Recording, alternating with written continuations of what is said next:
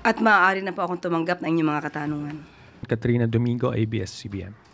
Morning, Undersecretary. The former Executive Secretary denied that he resigned out of his own accord. So ano po yung totoong reason kung bakit po siya tinanggal at sino po yung nagpatanggal? Muli, binanggit na po natin ang ating sagot at sila'y nagkausap na po. At sinabi nga po natin, pabayaan na po natin at sila naman po ay nagkausap na. I'm sorry, hindi namin pwede pabayaan because the taxpayers who are funding the government and are actually paying the salaries of this administration is actually asking for the truth from the palace. Bakit po natanggal yung executive secretary at sino po yung nagpatanggal sa kanya? Hindi ko po masasabi kung sino po nagpatanggal sa kanya. Binanggit ko po kanina na hindi ko po alam kung sinong kausap niya. Kung yung pa ang nababasa ng palasyo, dahil sinabit niya naman po ang sarili niya sa President's prerogative, yan lang po ang ating masasabi. At tinanggap po ang sinasabing resignation. Okay, ma'am, just a follow-up question if you could not give us the exact reason for Bersamin's removal. The former executive secretary was not the first official who actually experienced this kind of treatment na parang they were caught by surprise with their removal. We saw the removal of Baguio City Mayor Benjamin Magalong from the ICI. Also the removal of former DPWH Secretary Bonoan from his post. How does the palace actually explain the seeming trend of unceremonious removal of high-ranking officials in the Philippine seat of power? Tanong po natin, tinanggal po ba si Mayor Magalong? Sino po bang nag-resign? Ang huli natin pagkakasabi tungkol kay Mayor Magalong ay ipapatignan, ipapacheck, ipapa-assess sa legal team kung mayroon ba na-violate. Wala pong nagpa-resign kay Mayor Magalong. Aksyon niya po yan, voluntaryo. Kaya hindi po pwedeng isama o sabihin na may unceremoniously call for his resignation. Yung nire-raise po nitong mga opisyal na to is that nauuna lagi daw po yung yung announcement before they were actually called on or discussed yung issue with themselves. How does the palace respond to that? Na may parang gap in terms of communication within the president's inner circle? Tandaan po natin, lahat naman po kami ay ang aming service ay upon the pleasure of the president. Sabi nga nila, pagpasok mo dito, hindi mo alam kung ito na yung huling araw mo. So lahat po kami dapat ay handa doon. Eugene Fernandez, IBC 13.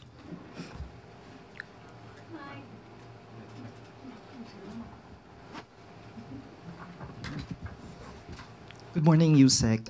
With regards to the auction of the Bureau of Customs regarding with the luxury cars, how would the government ensure that the proceeds of the auction would be felt by the Filipinos, especially the, allegedly it came from the flood control anomalies? Paano po natin ma-ensure na mapaparamdam sa mga Pilipino yung proceeds na to? Ang proceeds po na ito ay mapupunta sa forfeiture fund pero hindi po ito gagamitin ng diretso ng BOC. Ito po ay iririmit po sa National Treasury. So, gagamitin po ito para sa taong bayan, lalo na ngayon na ayaw po ng Pangulo ng korupsyon. So, makakasiguro po tayo sa pamamahala ni Pangulo Marcos Jr. na mga pondong ito ay dapat magamit sa tama. Do we expect as well na it will also be fund, flood control as well, especially that it came from a flood control scandal? Hindi natin masasabi sa ngayon kasi ito ay mapupunta sa National Treasury. Pero definitely dapat magamit ito sa tama para sa serbisyo sa taong bayan. Okay, thank you po, Yusek. Next question, Ana Bajo, GMA News Online. Morning, ma'am. Ma'am, 2 topics lang po. Unahin ko lang yung sa SALN. May we get, ma'am, the wisdom behind hiring Cuervo appraisers to come up with its own version of net worth ni President Marcos? Kasi parang yung sa mga previous SALNs, ma'am, di ba? Kung ano po yung, parang isa lang po yung... Cost of acquisition? Bakit po merong appraisers, ma'am? Hindi ba mas maganda kung makikita nyo kung ano yung value, yung updated value ng mga properties? Mas maganda, mas maliwanag, mas transparent. For transparency purposes po ito. Para mas maganda rin makita ng taong bayan kung magkano na yung value ng mga properties na dating na-acquired before. Dahil darating yung panahon na sasabihin nila na ito na yung value niyan. So, dapat i-declare din. So, wala namang mali doon. Mas maganda nga po. Okay, ma'am. Ma'am, another topic. May we get your response to the remarks made by former Executive Secretary Bersamin that he did not resign contrary to your statement last Monday that he quit from his post out of delikadesa. Ma'am, what was the basis of your announcement po nung Monday? Kung meron pong ganitong denial on his part. Unang-una po, mayroon muna tayong babasahin para po sa tinuran po ng ating mahal na si Executive Secretary Lucas Bersamin. The palace acknowledges former Executive Secretary Lucas Bersamin's clarification regarding the manner of his transition. As he himself stated in his interview, he submitted himself to the President's discretion and prerogative as part of the ongoing reorganization. The palace announcement was issued in line with this understanding and with due regard for stability and continuity in governance. At nagkausap naman po sila ng Pangulo face-to-face at let us just leave it at that. But ma'am, E.S. Bersamin admitted that he felt bad doon po sa naging announcement. And na-mention po niya na on the morning po ng Monday, meron pong tumawag sa kanya, a close friend of his, and hindi raw po ito taga Palasyo, asking him to exit the cabinet. May we know po, ma'am, kung meron kayong information, given na kayo po yung nag-announce nung resignation, kung tungkol saan po yung naging phone call na to, or sino po kaya yung kausap ni ES? Wala po tayo. Hindi po tayo privy sa kanilang usapan. Kung sino man po yung sinasabi niyang kaibigan na nakausap niya. Wala po tayong kinalaman doon. Thank you, ma'am. Follow-up question, Alexis Romero, Philippine Star. Yusek, former ES Bersamin said, masarap lang daw pakinggan yung delikadesa, pero hindi naman daw ganun yung nangyari, no? Do we still stand by our statement that he resigned out of delikadesa? Muli po, ang pina-announce po sa atin ay galing sa palasyo at kung ano po naramdaman ni E.S. Bersamin, yun din po na ginagalang po natin ang kanyang nararamdaman. At kung ano po ang sinabi lamang po ng palasyo, yun lamang po ang ating in-announce.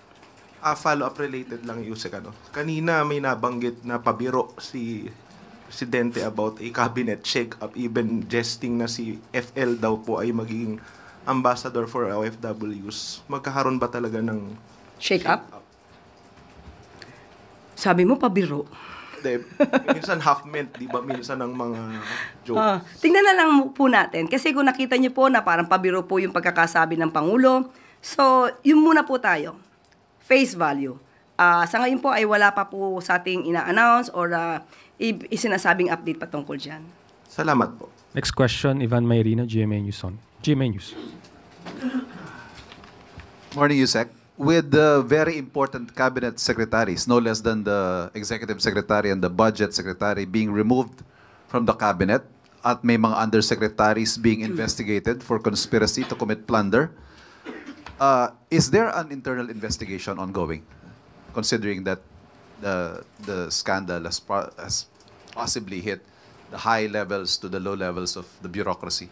Sa ngayon, wala pa pong pinapaabot sa atin kung may internal investigation dahil sabi nga natin kung ano man po ang issue patungkol sa flood control projects at infrastructure, nandiyan naman po ang ICI para mas maging independent po ang pag-iimbestiga. Sinabi niyo rin po, baka may mga ibang cabinet secretaries, if they feel that they are involved, mas magandang pangunahan na mag-resign na lang. But aside from that call, is it safe to say at this point that everyone is under investigation? Hindi ko po masasabi. Pinag-iisipan ko, parang wala po akong masasabi ng lahat ay under investigation. So, ang maaari lamang pong sinasagawa ng Pangulo yung performance ng bawat kabinete. At yun naman ay usual at regular. Pero kung patungkol po sa mga sinasabi natin maanumalyang flood control projects at wala naman pong nababanggit o nasasabi, parang hindi naman po kailangan mag-imbestiga patungkol dito. Ma'am, with cabinet secretaries being made to resign or resignations being accepted as you announced, and seemingly given graceful exits, paano po masisiguro ng administrasyon that they will be made to stand investigation and eventually prosecution should it come to it? Wala na po sa kamay ng Pangulo yan. Yan po ay maaari na sa kamay na po ng ICI, maaari na sa kamay na po ng Ombudsman, DOJ. Sila na po ang mag-iimbestiga. Pero hindi ho ba by allowing them to resign, parang nabibigyan sila ng free pass na to escape accountability? Wala pong pwedeng lumagpas. Kung kinakailangan po imbestigahan, private citizen, public official, kung kailangan imbestigahan, dapat imbestigahan. Thank you. Next question, Ann Soberano Bomboracho. Yusek, good afternoon. Reaction lang from Palace. Magti 3 months pa lang po si House Speaker Bojo D at may mga ulat na pong papalitan umano siya. At ang napipisil po daw ng Malacanang, ito pong si Deputy Speaker Ronaldo Puno. Do tinanggi naman po ni Representative Puno na may ganitong issue. Totoo po ba na si DS Puno po ang nais ng palasyo para maging susunod na House Speaker? Ang pagpili po kasi ng liderato ng Kongreso ay wala naman po sa kamay ng Pangulo. Kung ano po ang kanilang magiging desisyon dyan, kung ano ang kanilang pagiging pagpapatakbo dyan, hindi po yan saklaw ng Pangulo. So, nasa kanila po yan, kung ano po yung nais nilang gawin sa House of Representatives. Wala po bang impluwensya si Pangulo na pwedeng ito yung pwede nating ilagay? Wala po akong nakikita at wala pong ganun. Thank you, ma'am. Last question is from Let Narciso, DZRH. Yusek, sabi po ng AFP, posible daw na foreign-funded yung ilang destabilization efforts. May ganito po bang impormasyon na natatanggap ang palasyo? Sa ngayon po, mismo ang pamunuan po ng AFP ay sinabi po sa atin na continuously nagche-check po sila at closely coordinating with the PNP regarding this. At kung ito man ay may katotohanan, kapwa Pilipino, kung may katotohanan at makikita po sa kanilang pag-iimbestiga na foreign-funded itong kanilang isinasagawang rally, masasabi po natin ito'y pagtataksil sa bayan. At hindi po nararapat ito na pinanghihimasukan tayo ng ibang bansa. Ang politika natin ay mukhang pinanghihimasukan na ng ibang bansa. So, hindi po maganda. Sana hindi po lumalim pa ang itong klase mga aktibidad kung nagpopondo lang naman din po ay ibang bansa. May direktiba po ba ang Commander-in-Chief tungkol dito? Still, ganun pa rin po. Kung ano po ang hindi dapat sa bansa, kung nasisira po ang interes ng bansa, dapat pong mas imbestigahan po. Pero sa ngayon po, chinecheck lamang po ito. Continues looking on this matter, ang AFP. That is the last question, Yusek. Thank you very much. League of Provinces of the Philippines, nakatakdang bumisita kay Pangulong Ferdinand R. Marcos Jr. ngayong hapon. Inaasahang magbibigay ng courtesy call ang LPP ngayong hapon kay Pangulong Marcos Jr. Layunin ng courtesy call ng LPP na maipaabot ang kanilang suporta sa liderato ni Pangulong Marcos Jr. at ang kanilang suporta para sa pagpapasa ng mga mahalagang legislative proposals. Nagpapatuloy din ang kumpiyansa ng LPP sa administrasyon ni Pangulong Marcos Jr. at sa kanyang magandang hangarin sa pag-unlad ng bansa. Nagpapasalamat naman si Pangulong Marcos Jr. sa walang humpay na tiwala at kumpiyansa ng LPP para sa kasalukuyang administrasyon.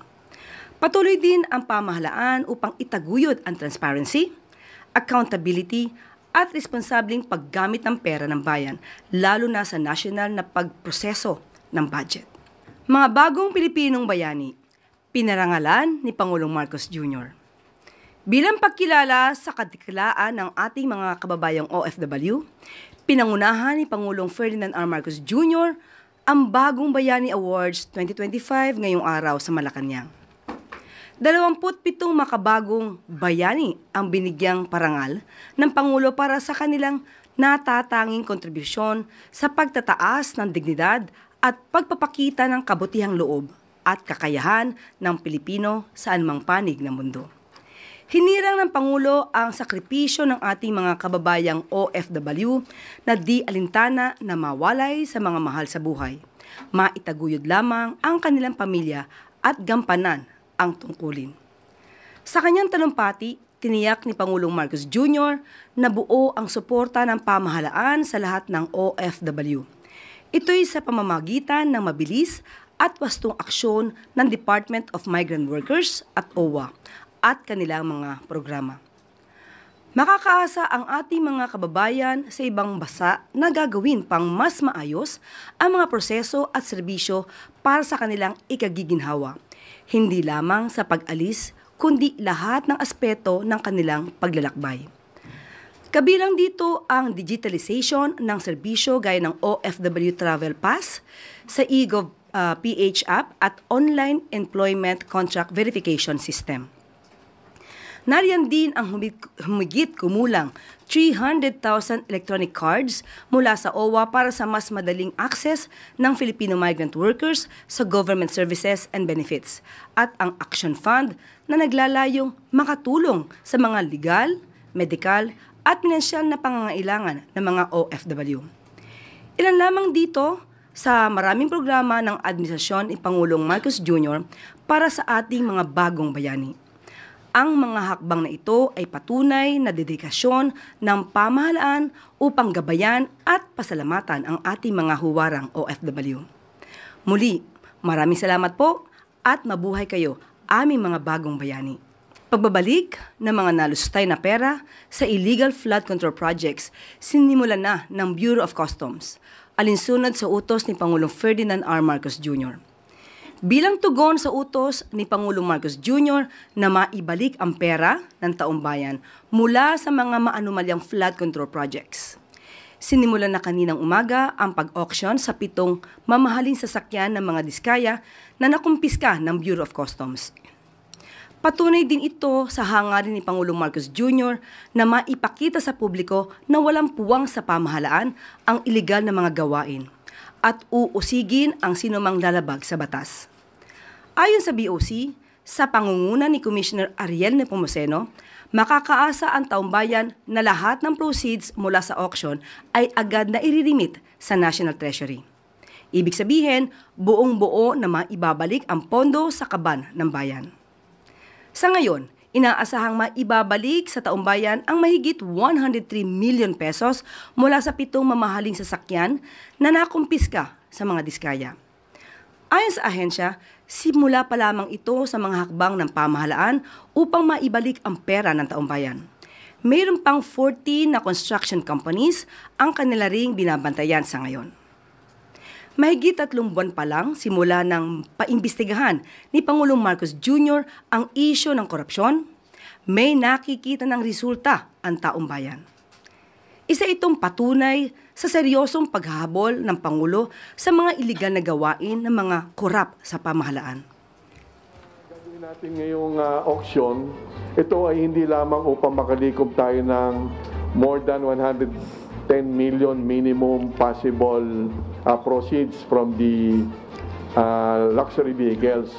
Mas importante dito sa pera o pondo na maaari natin makuha ay ang simbolismo at ang pagpapahalaga natin na pag ikaw ay gumawa ng mali, ikaw ay mananagot at ang pera ng bansa dapat ay pakinabangan ng ating mga kababayan. At dito na po nagtatapos ang ating press briefing. Magandang araw para sa bagong Pilipinas.